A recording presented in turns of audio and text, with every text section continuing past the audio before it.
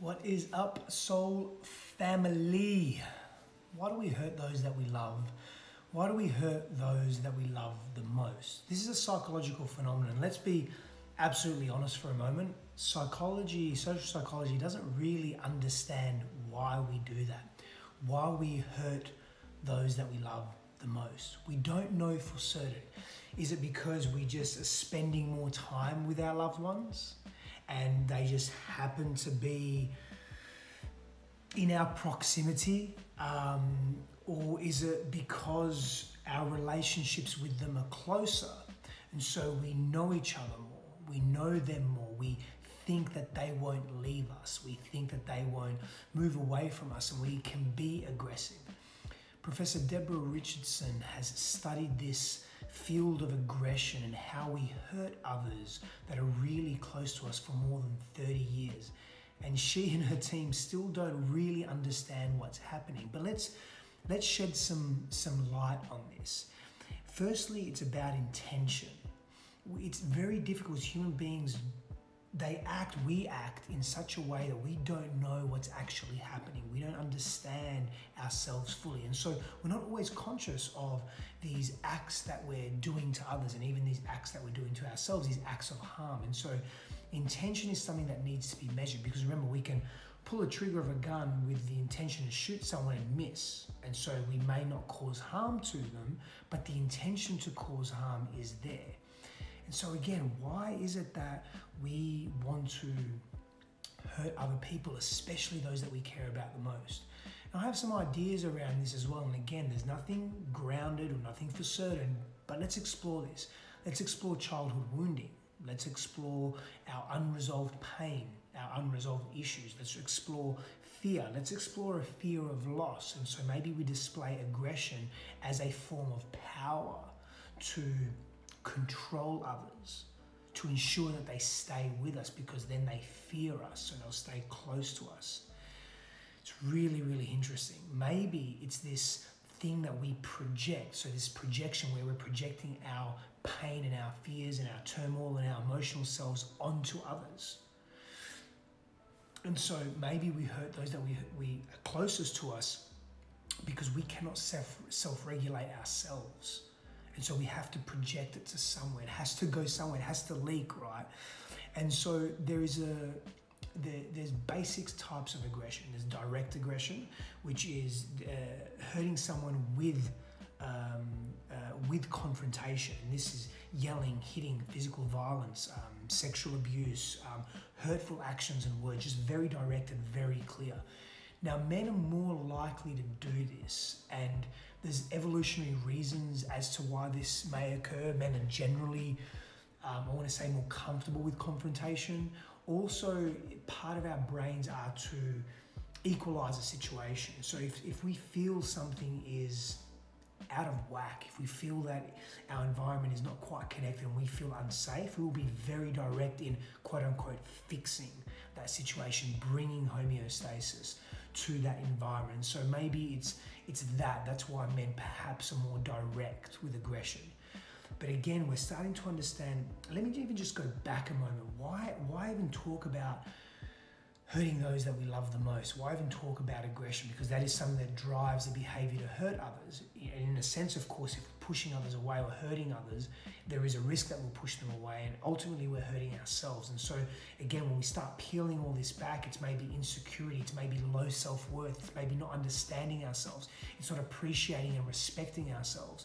And so there's so many facets to this. And remember, a professor and her team that have been studying this for over 30 years still don't know for sure why we hurt those that we love the most, that we care for the most.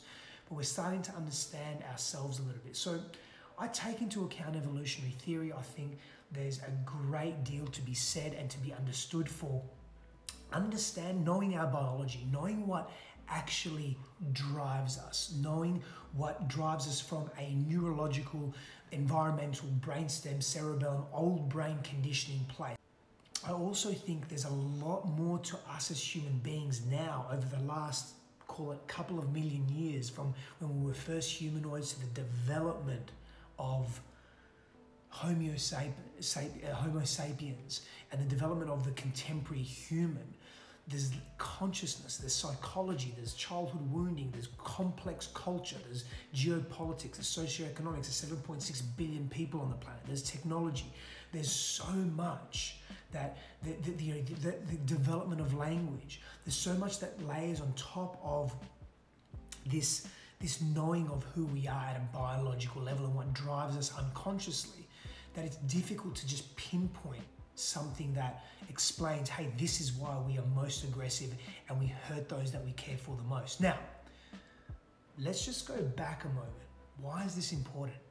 Because we're at a stage in our consciousness, in our human development, our psychological development, where we are becoming more conscious, i.e. more aware, and we're coming into greater mastery of ourselves. We're coming into greater mastery of who we are and the behaviors that we choose to express into the world, how we choose to see and treat ourselves, and how we choose to see and treat others. Now, there's that direct aggression and there's indirect aggression. And so indirect aggression is hurting someone or through something or someone else, and passive. So there's the non-direct. So there's non-direct, and part of non-direct is indirect and passive. And passive is not doing something. So a form of passive aggression is not doing something, not turning up to an event, or turning up to an event late, not answering a phone call. Passive aggressiveness is a passive form of aggression. Sarcasm is a passive form of aggression as well. And so we start to understand, why do we use these techniques? These are defensive coping strategies. These are techniques that we use to keep our inner self safe, to keep our mind safe. Why? Why are we moving in being fearful? Why must we gossip? Why must we spread rumors? Why must we destroy someone's personality or someone's status in the world or someone's being? Why do we feel the need to do this? And why do we hurt those that we care for the most? Guess what? We still don't know completely. But at the beginning of this video, we started to unpack that childhood wounding, that fear of loss, that maybe we just sit literally in the proximity of someone so much that we have to express, and the ego doesn't want to blame itself. The ego doesn't want to take responsibility for the bad, the quote unquote bad that it holds within itself. So it projects outwards, and guess what? Those in that line of fire are going to be those that are closest to you. What research also shows is that direct aggression is more common amongst siblings, family members, beloveds, significant others. And part of that is the assumption that, well, they're always going to be my family, that's also a transference into our beloveds, into our romantic, intimate relationships. They're always going to be there. So I can unleash on them, I can express on them, I can vent. So what we're doing is, this aggression is an unhealthy expression of this tension that we feel inside. Now, we can mistake it for assertiveness as well. And they're very different. Assertiveness is being direct in a healthy way, is setting healthy boundaries, is knowing yourself and letting others know where you stand in a healthy way that is more inclusive and does not cause direct harm, physical, emotional, psychological, to the other. Whereas this aggression is there to harm others. The intention is to hurt others, because we're so condensed within ourselves. And most aggression is unconscious. Most aggression is a protective mechanism. And so we have to begin to understand that we have the opportunity as conscious, aware beings to redirect our aggression in a healthy ways, to deal with it ourselves, to understand our own pains, our own woundings, the unconscious stuff that happens within us, is to move our body. Breath, sound, and movement is an amazing way. You can do some primal screaming. You can just do some shaking. You can jump up and down to move your aggression. You can reframe the situation, begin to understand yourself from a different perspective. In another video I'll help you with more solutions into how do we redirect aggression so it becomes a healthy expression. Professor Deborah Richardson would say there is no healthy expression of aggression. I want to reframe that a little bit and say, well, how do we deal with aggression then in a healthier way? And I'll do that in another video. These are the beginning stages of understanding ourselves from this place. Power and blessings to you. I'll see you soon.